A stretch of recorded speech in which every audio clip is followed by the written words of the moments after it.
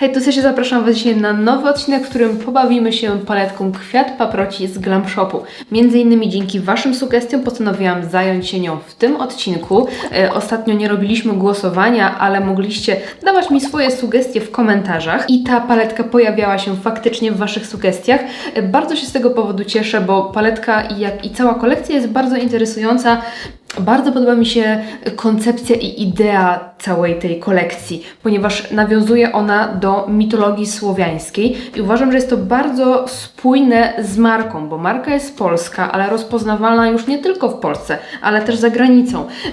Słynie ona z polskich nazw, z bardzo oryginalnego polskiego nazewnictwa, cieni, więc nawiązanie do naszej kultury polskiej, słowiańskiej, do naszej polskiej jesieni jest moim zdaniem czymś bardzo ciekawym i oryginalnym, że nie inspirujemy się jakimiś innymi kulturami, tylko po prostu naszą. To jest moim zdaniem mega fajne. Chociaż sama jestem fanką raczej bardzo prostych, nowoczesnych i eleganckich opakowań, tak to pięknie nawiązuje i do samej koncepcji, i do nazwy palety, i do kolorystyki, która się znajduje w środku. Ma to wszystko taką spójną całość, no i wygląda wizualnie bardzo apetycznie. Wewnątrz paletki znajdziemy standardowo duże lusterko i 15 cieni. Mamy tutaj 7 matowych, 1 mat z drobinką i 7 błyszczących cieni o różnej formulacji. Kolorystyka faktycznie nawiązuje trochę do polskiej jesieni, bo widzimy tutaj w matach sporo brązów o różnych tonacjach, między innymi taki ładny pomarańczowy, tutaj coś lekko morelowego.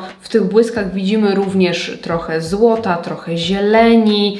Mamy tutaj bardzo interesujący dodatek takiego ciemnego, morskiego turkusu i zgaszony fiolet. Uważam, że koncepcja i zestawienie tych kolorów jest naprawdę bardzo ciekawe. Zatem jeżeli chcecie zobaczyć, jak wykonać ten makijaż, jak i kilka innych makijaży tą paletką, to zachęcam Was do zostawienia mi kciuka w górę i oglądania dalej.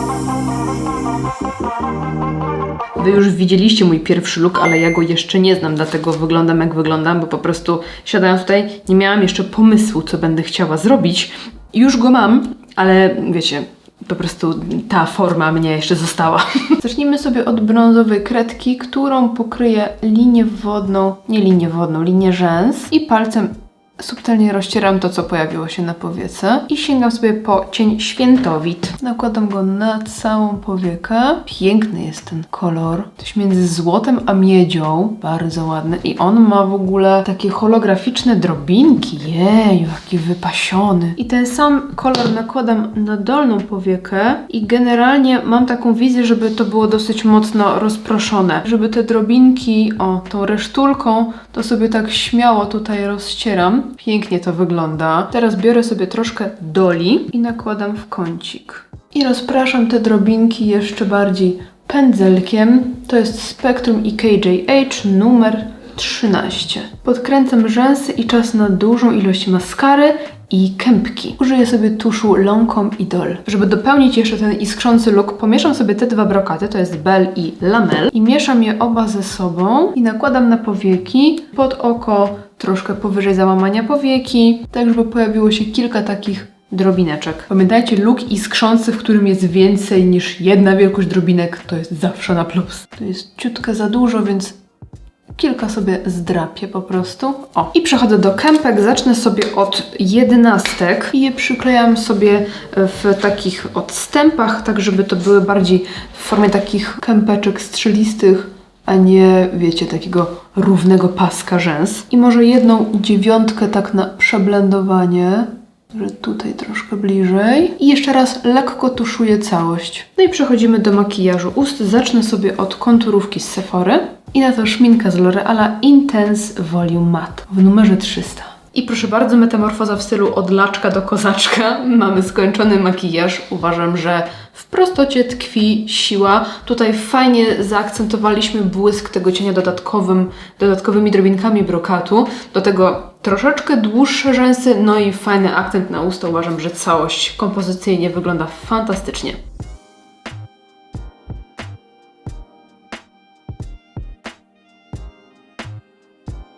Dzień dobry, dziś zrobimy sobie takie oczko. To już mam zrobione, bo chciałam nagrać rolkę, więc będzie to coś takiego półgraficznego, ale wierzcie mi, robi się to mega, mega szybko. W tym celu sięgam sobie paluchem po cień Kwiat Paproci, który widzimy, że podstawę ma fioletową i błyszczy się na zielono, ale jest to taki bardzo, bardzo satynowy blask. On ma troszeczkę formułę jak te glam shopowe, jakie to były? Cienie welurowe? Tak, to były welurki. To on właśnie jest troszkę jak taki welurek. I zobaczcie, odwracam palec i robię coś takiego. Ciach. Widzicie? I tu już sobie zrobiłam taki wstępny kształt. Teraz biorę sobie płaski pędzelek i poprawiam ten kształt. Bardzo prosta sprawa. Przy tym oku nie używałam żadnego korektora do poprawiania kształtu, nic. To po prostu tylko i wyłącznie palec i pędzelki. I w wewnętrznej części też taki zaokrąglony kształt, taki łuk. Teraz biorę sobie cień Choros, czyli ten matowy fiolet i jeszcze bardziej wzmacniam sobie tą wewnętrzną część, bo ten Choros jest całkowicie matowy, więc troszeczkę mocniej podkreśli mi te miejsca, które chcę. Troszkę rozcieram do środka. I znalazłam jeszcze w swoich zbiorach taką fioletową kredkę. Tutaj jest to taka opcjonalna sprawa, ale gdy eksperymentowałam z tym makijażem, to po prostu użyłam jej, więc na tym oku też chcę użyć, żeby nie było, że będą się jakoś różniły, ale nie jest to konieczne. Dodatkowo jeszcze podkreślam sobie właśnie te kształty, czyli ten łuk i ten zewnętrzny płateczek. Bierzemy się za dolną powiekę, ponownie cień Choros i płaski pędzelek. Zaczynam od zewnętrznego kącika, który staram się przeciągnąć na zewnątrz w ten sposób, aby między tym płatkiem a dolną powieką pozostała taka, wiecie, milimetrowa przerwa. Przerzucam się jednak na skośny mały pędzelek, będzie mi wygodniej. Teraz biorę sobie beżową kredkę i pokrywam linię wodną i przeciągam tą kredkę również tą moją lukę między górną a dolną powieką. Odrobiną żywi, czyli tego koloru. On się nazywa Żywa, ale z tego co kojarzę, to się powinno odmieniać właśnie Żywia. Tak, Żywia. Jest to bogini życia i prawdopodobnie była centralnym bóstwem kobiecym na obszarach zachodniej słowiańszczyzny. Teraz dodajemy troszeczkę blasku i sięgamy po boginkę. Jestem ciekawa, czy ta boginka to jest ta sama boginka, która kiedyś była. A nie, nie jest taki sam. Tutaj ta stara boginka, widzimy, że jest bardziej wpadająca w beżo-róż, a tutaj no taka złoto-zielona. Także wracamy do naszej boginki i nakładamy ją na środek powieki. W ogóle ten kolor jest taki piękny, zieleń na fioletowej bazie, a gdy dodamy troszkę więcej błysku, to wygląda petardastycznie po prostu. Teraz płaskim pędzelkiem dokładam sobie trochę w wewnętrznym kąciku na dolnej powiece i boczkiem tego pędzelka nakładam sobie też w tą moją lukę. To będzie fajne, bo tego tak nie widać, jak patrzę na wprost, ale jak przekręcam głowę, tutaj zaczyna się coś pięknie błyszczeć. Odkręcam rzęsy i tuszuję, używam paletki, maskary Hypnose. Mi już w głowie tylko paletki. Na usta użyjemy sobie konturówki z Inglota numer 326, a na resztę ust Han Luxury Cashmere w odcieniu Posh Girl, czyli 704. I tak prezentuje się już skończony makijaż i stylizacja. Dodałam jeszcze troszeczkę piegów, aby delikatnie tak unormalnić, ocieplić ten makijaż i bardzo, bardzo podoba mi się ta kombinacja. Ta paletka jest znacznie bardziej fioletowa niż by się wydawało, a ten makijaż jest absolutną kwintesencją tego fioletu. Dzisiaj pójdziemy sobie w najcieplejsze opcje tej palety i zestawimy te ciepłe cienie z ciepłą pomadką na ustach. I pomyślałam, aby użyć sobie też troszeczkę cienia w kremie, więc używam sobie miodownika i nim robię takie wstępne cieniowanie w zewnętrznym kąciku. I przechodzę do palety, zaczynam od cienia Jaryło. I gruntuję sobie mój cień w kremie. Dokładnie wklepuję. Piękny jest ten kolor. Wiecie, że ja kocham takie pomarańcze, rude brązy. Wezmę sobie też troszeczkę zorzy, czyli jasnego beżu z drobinką, żeby rozjaśnić okolicę pod brwią. I przy okazji jeszcze poprawić tutaj blendowanie. I nakładam ten sam kolor na dolną powiekę. Zmieniłam pędzelek, używam tego, którym nakładałam cień w kremie. I chciałabym jeszcze przyciemnić i pogłębić ten makijaż. I teraz nie wiem, czy ród da mi trochę ciemniejszy efekt, bo jarowit jest już w taki kierunek fioletu, a ja bym chciała, żeby to było brązowe. Zobaczmy sobie ród. Chyba nie. Okej, to spróbuję odrobinkę jarowitu. Troszkę mi w tych ostatnich paletach z Glam Shopu brakuje jakiegoś ciemniejszego koloru. Jak wychodziły te paletki w stylu lat 70., tam też były same jasne kolorki. Tutaj mi troszeczkę brakuje takiego cienia do przyciemniania. Czegoś mi brak. Oczywiście można użyć innych paletek i sobie korzystać z innych cieni. Wiecie, ja to po prostu ograniczam się ze względu na odcinek. Ok, i teraz najpiękniejszy cień na całym świecie, albo chociaż bynajmniej z tej paletki, czyli Sfaruk. Ma brązowo-rudą bazę i zielony błysk. Czy czegoś Sysi więcej do szczęścia potrzeba? Nic. Nałożę go też na dolną powiekę. Pesarda.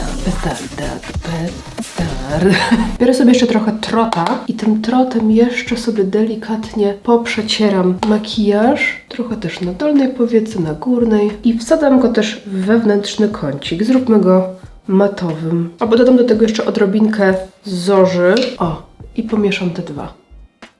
No i do tego będziemy robić sobie kreskę w ciemno-czekoladowym kolorze. Możemy sobie zrobić taką graficzną, troszkę grubszą, skoro już tutaj brakuje intensywności. Wykończyłam tą kreseczkę też w wewnętrznym kąciku i tuszuję maskarą Hypnose. Nakładam sobie jeszcze beżową kredkę na linię wodną. Poniosła mnie trochę inwencja twórcza, bo stwierdziłam, że przykleję sobie troszkę kamyczków. To jest oczywiście kwestia opcjonalna, ale wiecie, czemu nie? Do pracy pewnie nie chciałoby mi się tego kleić, ale wiecie, wieczorkiem na jakiś meeting, why not? A słuchajcie, jak meeting, to nawet sobie przykleję takie króciutkie rzęski, to nawet nie są połówki, tylko bym powiedziała, że to są takie 1/3. Przechodzimy do ust. No i zapowiedziana pomadka Maybelline Superstay Matte Ink w odcieniu 135. Zobaczcie. Kocham ten kolor. Zaczynam sobie od kredki z NYXa, to jest Line Loud w odcieniu 07. I nie rozcieram tego jakoś dokładnie, bo i tak pokrywamy to pomadką. Konturówkę chciałam nałożyć, żeby te usta nie były takie płaskie, powiedzmy, tylko żeby miały też taką głębię. I tak prezentuje się skończony makijaż. Co tu dużo ukrywać? Ja uwielbiam takie ciepłe, rudawe kolory, więc ten błysk na powiece robi totalnie robotę. Dodatkowo te kryształki, powiem Wam, że dawno nie używałam takich w makijażu. One naprawdę zrobiły z tym makijażem coś fajnego. Dajcie mi znać, jak Wam się podoba i przechodzimy do następnego looku.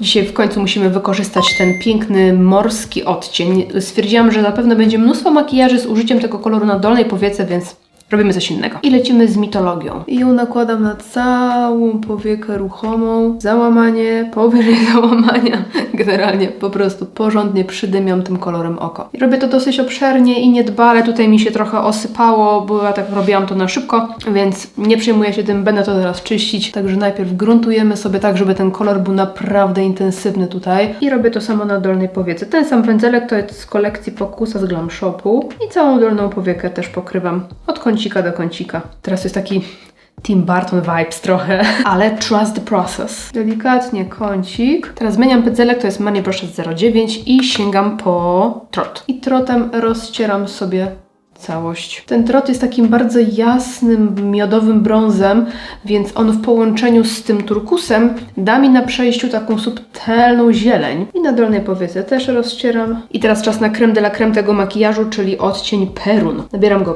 paluszkiem. I nakładam nakładam na całą powiekę. W ogóle śmiesznie kojarzy mi się ta nazwa Perun, tak jakby to było źle wypowiedziane słowo peron. Pociąg pojawi się na torze drugim przy perunie trzecim. Wiem, przeze mnie już to słowo nigdy nie będzie takie samo.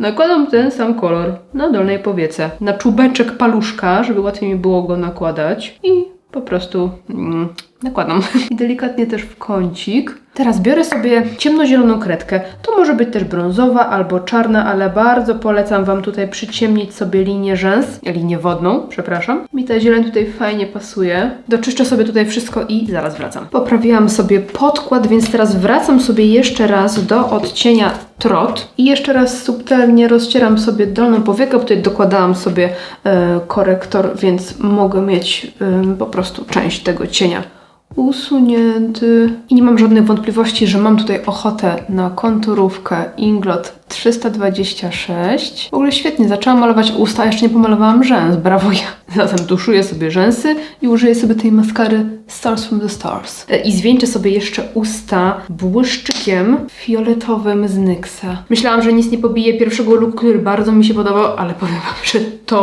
to jest po prostu jakiś hit. Cudowny look. Dawno nie miałam takiego koloru na oczach. Wydaje mi się, że takie morskie kolory trochę wyszły z mody. Były przez jakiś czas niepopularne. Wręcz kojarzyły się trochę kiczowato przez jakiś czas. A tutaj zobaczcie, takie piękne, głębokie, morskie, metaliczne oko. No po prostu coś pięknego. Dzisiaj ponownie sięgniemy sobie po turkusik i jakieś ładne, błyszczące złotko. Skośnym pędzelkiem sięgam po mitologię, strzepuję nadmiar, żeby mi się tutaj nic nie osypało i wyrysowuję ostrożnie, dosłownie coś takiego. Wypełniamy ten trójkącik kolorem i teraz małą kuleczką staram się doblendować ten mój trójkącik do środka powieki. I sięgam sobie teraz po cień świętowit i standardowo palcem nakładam na resztę powieki. I łączę z moim turkusem. I tutaj w miejscu łączenia jeszcze raz sobie przeblendowuję pędzelkiem. I położę jeszcze na łączenie tych dwóch cieni odcień Perun. Powinien ładnie mi połączyć te dwa kolory. I może w kącik jeszcze boginka. A może matowy? Spróbujmy zorzy. Tak, matowy będzie spoko.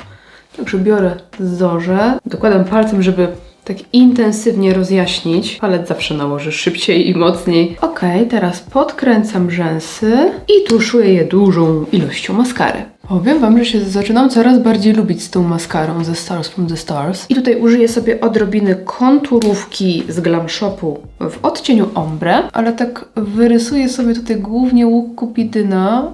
I użyjemy sobie tafli z Glam Shopu w odcieniu glazurka. No to będzie idealne połączenie. I kolejny makijaż skończony. Uważam, że wyszedł bardzo uroczo. Bardzo polubiłam się z tym turkusowym cieniem i nie wiem, czy jutro znów go nie użyjemy. W każdym razie tutaj w połączeniu z tymi błyskami wygląda przepięknie.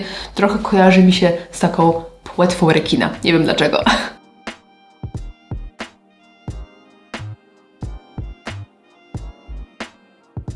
And last but not least połączymy sobie dzisiaj Horosa i mitologię. I zaczynam od Horosa. Pędzelek Money Brushes 10 i w wewnętrznym kąciku aplikuję ten kolor, rozblendowuję go do środka powieki i powyżej załamania. Będziemy później tą krawędź delikatnie odcinać, ale nie tak, żeby ona była taka ostra, cut crease, ale żeby ją tak troszeczkę zdefiniować. Możemy sobie użyć troszeczkę zorzy, żeby jeszcze ładniej to wszystko rozblendować. I Horosa nakładam teraz w zewnętrznym kąciku.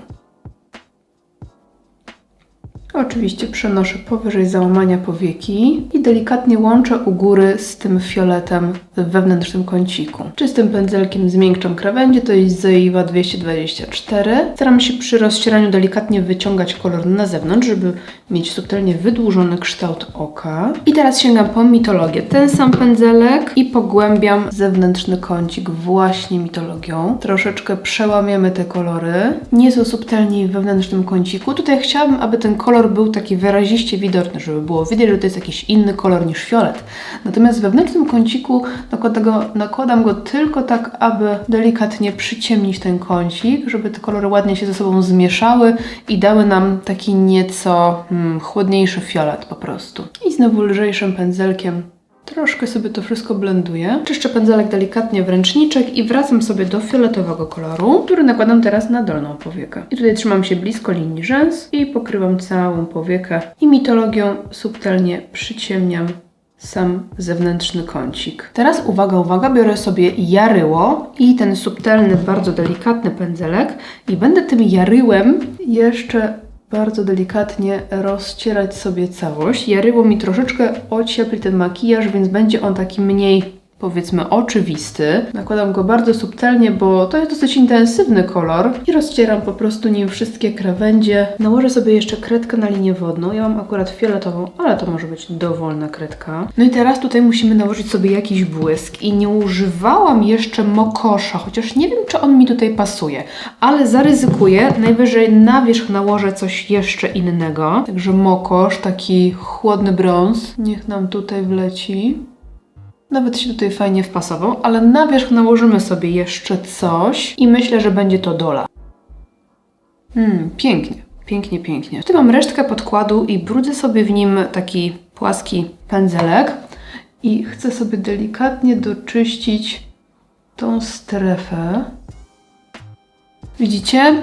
Tutaj nie stworzyłam takiego mocnego, wyrazistego odcięcia, takiego cut crease, że tutaj mam taką ostrą, ciemną krawędź, tylko właśnie jest ona taka subtelnie ugraficzniona. Miałam robić jeszcze takie jedno odcięcie w tym miejscu, ale wiecie co, tak mi się to podoba, że po prostu rezygnuję. Przechodzę do tuszu, przechodzimy do ust i ja używam sobie konturówki Diana z Glam Shopu. Małym pędzelkiem rozcieram sobie tą kredkę do wnętrza ust. I na wierzch ust nałożę sobie taką półtransparentną pomadkę od Ireny Eris w odcieniu 506 Crystal Kiss. I tak prezentuje się już skończony makijaż. Koncepcję miałam trochę inną, miało być trochę więcej pewnego rodzaju odcień w tym makijażu, ale tak bardzo spodobało mi się to połączenie kolorów. Ten piękny dymek, który troszeczkę przypomina jakiś taki mroźny zachód słońca. No bardzo mi się podobają te kolory. Fajnie, że są tutaj w tej palecie jednak pojedyncze, żywsze kolory, które możemy fajnie łączyć, tworząc nieoczywiste połączenia.